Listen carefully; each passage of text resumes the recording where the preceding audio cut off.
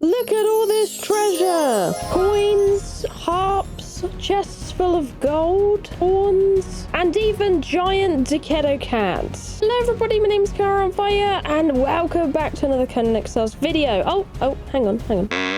There I am! Just an FYI, I friggin' love this thing, it's so cool. Anyways, where were we? Treasure! A wonderful new thing coming to Conan Exiles in the next update in the Age of War.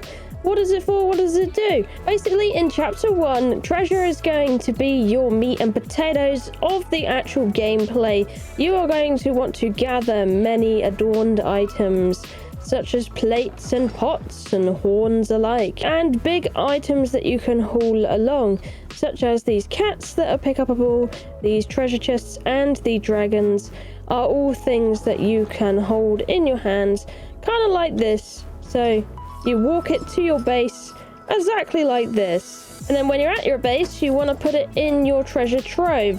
So this guy is going to help you out on reading all of your taxes.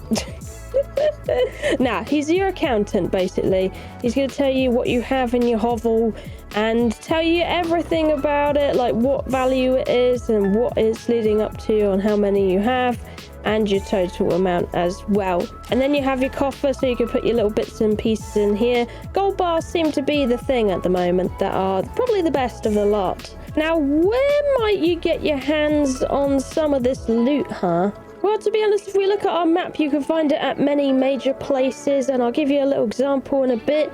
But let's talk about why this treasure is actually important. Apparently, this is going to be a leading up thing until the next update. So Chapter 2 will probably be way more important, but this is the build-up. So you're probably going to want to build up quite the haul and see what happens. Maybe make a fancy treasure room like I have. Pretty nice, but I think it needs to be a little bigger than I made it, honestly. So much treasure. So it's all about gathering a huge haul of stuff that's going to be worth a lot, and farming gold and silver, which on the Isle of Sipta is probably going to be the best option because you can farm lots of gold and silver on the Isle of Sipta, whereas on Exiles you're kind of stuck going in the rivers or by the volcano farming obsidian. But you can find ways around it, and there are very good ways around it. So let's look at some of my treasure locations. Places I've found wildcat idols and treasure chests have included Buccaneer's Bay on the piratey part. Mostly this ship structure you'll find them on. I've also found them in Asgard, and they usually come in chest format and tend to be around the priest area. So you can jingle your way home. It's quite deep into the camp. I found it either in this one, that one, or there's a hut up there and you can find it in that one. So right here on the map. The other place I found treasure chests seems to be at the Forgotten Clan area. So I found it actually spawns in the huts on the south end, not so much in the people end. They do seem to have different places, so you could find them up here as well. I found about 2 down here so far, and you can get 2 at a time, or there could be none, and all of that. So just so you know. Just an added extra here as well, there is one at the Descent of Dagon. It's actually the only place I found this unique kind of statue. They don't seem to be as common as the other two, but you can have this massive dragon, and you can find it over by the Descent of Dagon. So there you go. The only other place I've consistently found treasure at is the Black Hand galleon ships, so you can find that there. And that's how you obtain your big treasure pieces. Now, it's not the only way you can get treasure. There's another secret way I found out on stream on how you can get the smaller treasures, but a little bit more consistently.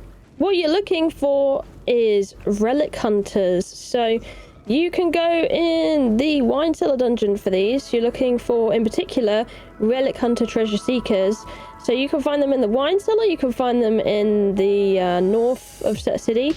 You can also find them all over the unnamed city. And we consistently got goodies out of these guys. Not to say you'd get one every time, but as you can see, this is my first 2 I've killed. And I found a gilded urn, which is treasure. So you can take your bets. That's given me 1,000. Providing you can find 3 treasures out of these treasure hunter seekers, you will equal up to 3,000, which is going to be more than one of the big treasures that you can find. So it might be actually more worthy actually hunting these guys down instead. That being said, you won't always get lucky, so you're kind of playing RNG games here, so it's up to you what method you'd like to choose, but maybe a mix of both might be the thing to do. Oh, and I found another treasure. I found a harp. Lovely. Did you drop one? Oh, wow. The embellished amphora. That's free. So I've already got my 3,000's worth, and I didn't have to spend any time lugging a giant piece of treasure home. I think one of your best rotations, though, is definitely going to be the Unnamed City, because there's tons of these groups around here.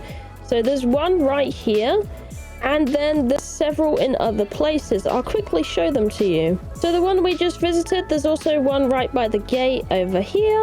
There's another bunch of treasure seekers over here as well. So there's another one. Another lot down this area at the end of the bridge, just above the Red Mother. And another lot kind of near the entry point of the Unnamed City in the south. So plenty of places to farm them. And let me tell you, I got some extras while I was out there. So we got free from my little excursion. And then I got an additional 2 for hunting some more down. So you won't get them all the time, but it's the most consistent way I've found getting these smaller treasures. That and the map has no shortage of plenty of relic hunters. One thing to note as well, you can find treasures in just random chests as well, usually of a better quality. But I have found in some camps, including this one, that you can find things like plates and stuff in the actual storage chests. However, I have found it a lot less likely to find the treasures in these chests than you do from the relic hunters. So if you want to try your luck, do, but you might not always be guaranteed. And those are some ways you can get treasure. And once you've got treasure, the idea is you want to place it, and you have a certain radius you can do this around your coffer, which is up to about this line. So we'll put the pot down there. We can make a little line, actually. There you go. And then if you place it on the other side, you shouldn't technically be able to, because it must be placed in a coffer. So it's quite a large radius. So if you wanted to make a really big treasure room, you could definitely go ahead and absolutely do that. Now, a couple of pointers about this treasure. Because a lot of these items are big and clunky, you actually have to carry them home, and at this pace as well. There's no jumping, dropping, or any climbing of the sorts. So you are kind of like a sitting, I don't know, duck. There you go, there's the word. You are a sitting duck. You're going to need some help with the thrall, or you're going to need some help with your friends. Or my suggestion with it is, to be honest, is you want to get some portals down. So if you can get some map rooms up and going, and maybe some sorceress portals near these big locations, it will help you a ton within hauling this treasure back to your base and storing it. Especially if you want the big pieces of treasure, which, if knowing me, I would at least like one of each to just kind of prove at least I've got one of each, you know, that kind of thing. So it will be important to have a lot of these map rooms and shared storage places. Maybe actually could be some fun for PvPers, actually, thinking about it, because if someone's luring something that big home, and then you could get in some cool combat or something, maybe it could be a good combat lore if you want to do some fighting and stuff like that. Maybe you could have some fun that way, and it could bring some cool scenarios across the board.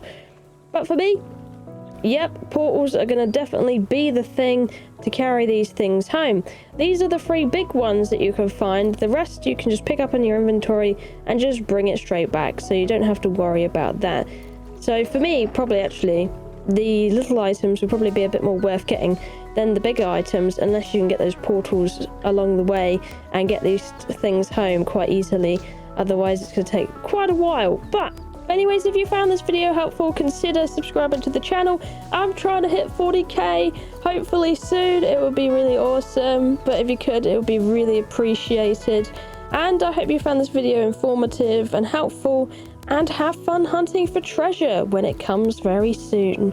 Thank you for watching, I love you, and I'll see you in the next one. Bye bye!